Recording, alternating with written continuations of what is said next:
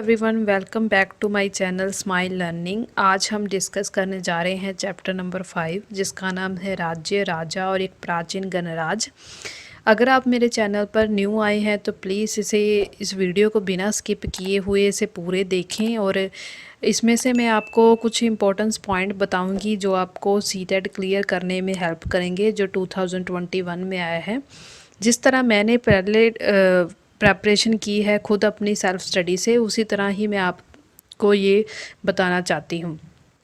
तो चलिए स्टार्ट करते हैं। मेरी ये वीडियो जो कि है चैप्टर जो कि है मैं आपको हाफ़ करवाऊँगी, क्योंकि पूरी वीडियो बनाने में इसमें बहुत ज़्यादा टाइम लगेगा और इतनी वीडियो वॉच नहीं होगी, इसलिए इसका मैं हाफ़ ही लेकर आई हूँ। तो चलिए स्टार्ट करते हैं। यहाँ कुछ इंपॉर्टेंट पॉइंट्स ही मैं आपको बताऊँगी, जस्ट आपको सिर्फ उसे देखना है सारी एनसीईआरटी में से। यहाँ पर लिखा है कि कुछ लोग शासक कैसे बने। लगभग 50 वर्ष से हम अपने शासकों का चुनाव मतदान के जरिए कर रहे हैं। ये कुछ भी नहीं आपको पढ़ना, इसमें से आपको स्टार्टिंग करनी है यहाँ से। जन यानी लोगों द्वारा चुने जाते थे कुछ राजा उस टाइम, परंतु करीब 3000 साल पहले राजा बनने की इस प्रक्रिया में बहुत सारे परिवर्तन आए और कुछ लोग बड़े बड़े यज्ञों को आयोजित कर राजा के रूप में जो किया बने। अश्वमेध यज्ञ एक ऐसा ही आयोजन था, ये बहुत इंपॉर्टेंट है। अश्वमेध यज्ञ जिसमें एक घोड़े को राजा के लोगों की देखरेख में एक स्वतंत्र छोड़ दिया जाता था। इस घोड़े को अगर किसी राजा ने रोक लिया तो उसे अश्वमेध यज्ञ करने वाले राजाओं के साथ लड़ाई करनी पड़ती थी, और अगर उन्हें घोड़े को जाने दिया तो इसका मतलब ये होता था कि अश्वमेध यज्ञ करने वाला जो राजा है उनसे ज़्यादा शक्तिशाली था। इसके बाद उन राजाओं को जो कि यज्ञ में आमंत्रित किया जाता था, और ये यज्ञ वरिष्ठ पुरोहितों यानी कि पंडितों द्वारा संपन्न किया जाता था। इसके लिए उन्हें उपहारों में सम्मानित किया जाता था। अश्वमेध यज्ञ करने वाला राजा बहुत शक्तिशाली माना जाता था, और यज्ञ में जो सभी राजे आते थे उसके लिए गिफ्ट जो उपहार लेकर आते थे।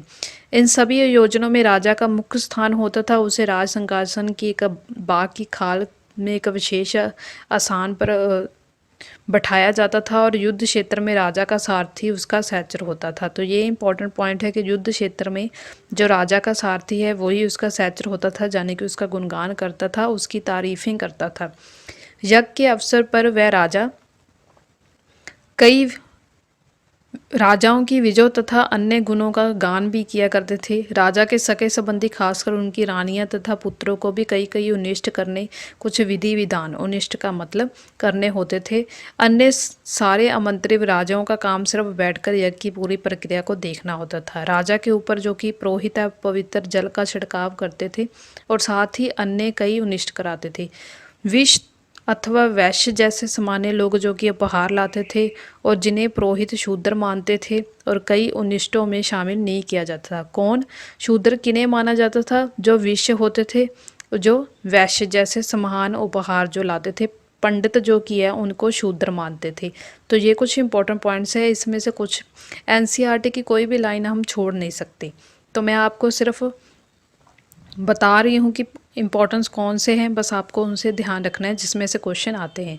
यहाँ पर दिया गया है वर्ण। इस समय उत्तर भारत में खासकर गंगा यमुना के क्षेत्र में कई ग्रंथ रचे गए। ऋग्वेद के बाद रचे होने के कारण उसे उत्तरवैदिक ग्रंथ कहा जाता है। ऋग्वेद के बाद जो कि रचाया गया ग्रंथ है उसे उत्तरवैदिक कहा जाता है। ये इंपॉर्टेंट है। इसके अंतर्गत कौन कौन से आए? सामवेद, यजुर्वेद, अथर्ववेद और अन्य ग्रंथ शामिल है। पुरोहितों द्वारा रचित इन ग्रंथों में विभिन्न प्रकार के उन्निष्ट यानी कि विधि विधान लिखे गए, और इनमें सामाजिक नियमों के बारे में भी बताया गया। तो ये कुछ इंपॉर्टेंस पॉइंट बनते हैं जो इम्पोर्टेंट है। उस समय समाज में कई समूह थे। समूह में से कौन कौन से लोग रहते थे? जैसे पुरोहित, योद्धा, कृषक जो किसान थे, पशुपालक जो जानवरों को संभालते थे, व्यापारी, शिल्पकार, श्रमिक और मछली पकड़ने वाले और जंगल में रहने वाले लोग शामिल थे। यहाँ कुछ पुरोहित तथा योद्धा वैभवशाली भी थे, जिन्हें कृषक और व्यापारी भी धन्यवान थे। दूसरे और पशुपालक, शिल्पकार, श्रमिक और मछली पकड़ने वाले शिकारी तथा भोजन संग्रह जो निर्धन थे। तो ये कुछ इंपॉर्टेंस है भी उस टाइम कैसे लोग रहा करते थे। पुरोहितों ने लोगों को 4 वर्गों में विभाजित किया। किन्होंने कास्ट में विभाजित किया? पंडितों ने, जिन्हें क्या कहा गया? वर्ण, यानी कि कास्ट सिस्टम। उनके अनुसार प्रयुक्त वर्ण में अलग अलग कार्य निर्धारित थे। पहला ब्राह्मण, पहला वर्ण ब्राह्मण का था जो इम्पोर्टेंट है। उसका काम क्या होता था? वेदों का अध्ययन करना, यज्ञ करना, जिनके लिए वो उपहार उन्हें मिलता था। दूसरा स्थान जो था शासकों का था, जिन्हें क्षेत्रीय कहा जाता था। इनका काम क्या था? युद्ध में लोगों की रक्षा करना। और तीसरा स्थान था वैश्य और वैश्य, जिसमें कृषक और पशुपालक व्यापारी आते थे। क्षेत्रीय और वैश्य दोनों ही यज्ञ करने का अधिकार प्राप्त करते थे। वर्णों में अंतिम स्थान जो था वो शूद्रों का था। ये इम्पोर्टेंट है। शूद्र वो लोग थे जिन्हें विधि विधान में कोई शामिल नहीं किया जाता था। इनका काम क्या था? ऊपर वाले 3 वर्णों की सेवा करना था, जिसमें तीनों ऊपर जो हमने डिस्कस किए हैं। इन्हें कोई भी उनिष्ट यानी कि विधि विधान करने का कोई अधिकार नहीं था। औरतों को भी शूद्र के समान माना जाता था। महिलाओं तथा शूद्रों को वेदों के अध्ययन करने का जो कि अधिकार नहीं था। तो ये बहुत ही इंपॉर्टेंट पॉइंट्स है, प्लीज़ आप इसे ज़रूर नोट कीजिए। नेक्स्ट है, पुरोहितों के अनुसार सभी वर्गों का निर्धारण जन्म के आधार पर होता है। उन्होंने ये मान लिया कि जिसका जन्म होगा जहाँ जहाँ पर वह उसी से हिसाब से काम करेंगे और उसी कास्ट में होंगे। उदाहरण के तौर पर ब्राह्मण माता पिता की संतान ब्राह्मण ही होगी। बाद में कुछ लोगों को अछूत माना गया। अछूत वर्गों में कुछ शिल्पकार थे, शिकारी थे और भोजन संग्रह भी थे। साथ ही इनमें वो लोग भी आते थे जो शवों को दफनाने और जलाने का काम भी करते थे। तो इन लोगों को भी जो कि अपवित्र माना जाता था।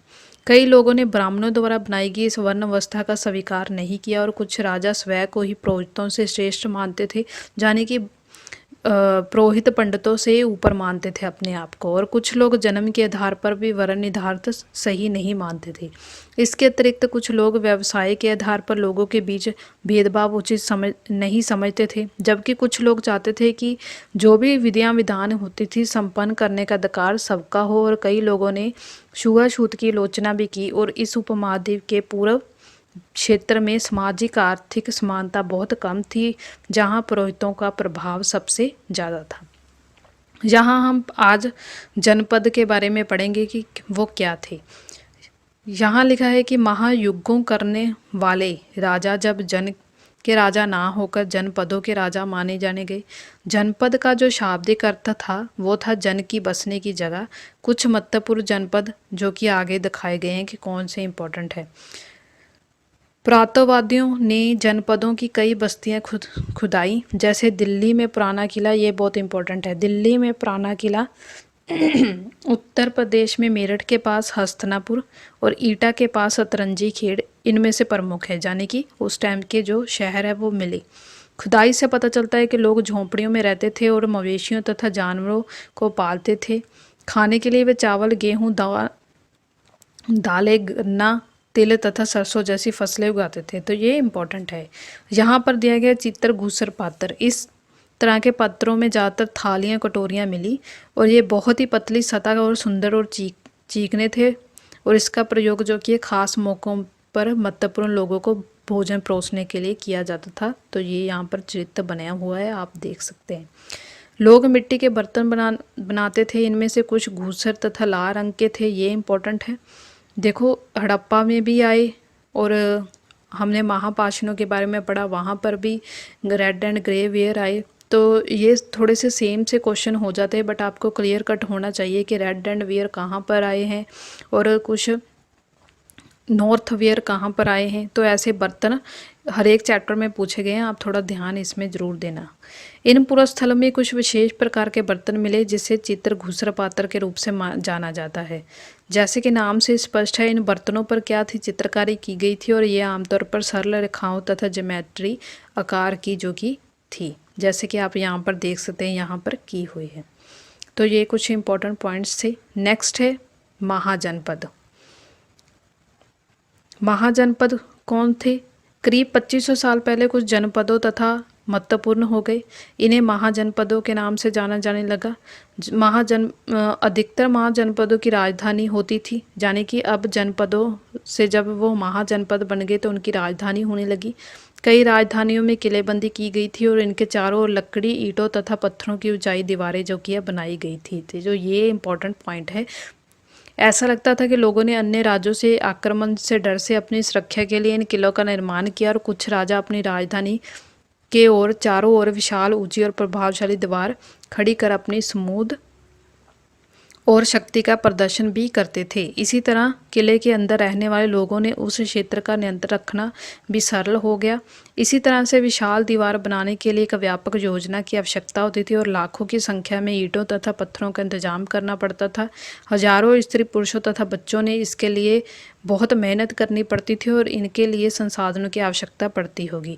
अब राजा जो कि है सेना रखने लग गए थे। ये भी इम्पोर्टेंट पॉइंट है कि अब के टाइम जो कि है देखो, जब ऋग्वेद वाला हमने चैप्टर पढ़ा था वहाँ पर सेना नहीं रखते थे, वैसे लोग वैसे राजा नहीं थे।